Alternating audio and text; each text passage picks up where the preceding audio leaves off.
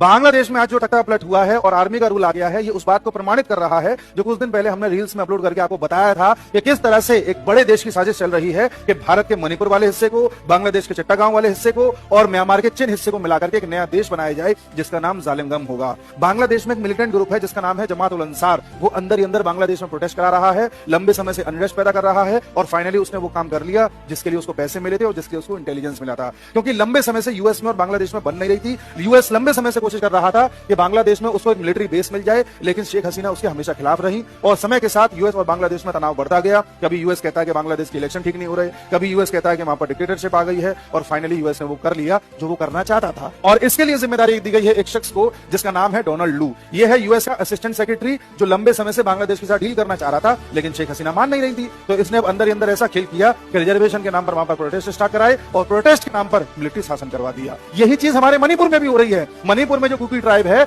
उसकी जिम्मेदारी दी गई है पीएस हाउकिप को। ये वहां पर कुकी ट्राइब का प्रेसिडेंट है और सुप्रीम कमांडर है जो लंबे समय से वहां के लोगों को अंदर ही अंदर भड़का रहा है एक सेपरेट देश के लिए जिसका नाम होगा जालिमगम। तो इसलिए हमारे देश में भी कभी प्रोटेस्ट हो या आंदोलन हो तो उसको आंख बंद करके ये नहीं मान लेना चाहिए कि सरकार के खिलाफ नाराज हैं। कई बार बाहरी ताकत भी होती है। अगर एग्जाम्पल देखना हो तो इस साल चुनाव से पहले लद्दाख में प्रोटेस्ट हुए थे, किसानों का आंदोलन हुआ था और इससे पहले भी भारत में सीए के प्रोटेस्ट हो, चाहे किसान आंदोलन हो, चाहे खालिस्तानी मूवमेंट हो, चाहे मणिपुर के प्रोटेस्ट हो, इन सबको सिर्फ एक मकसद से कराया जाता है विदेशी ताकतों द्वारा।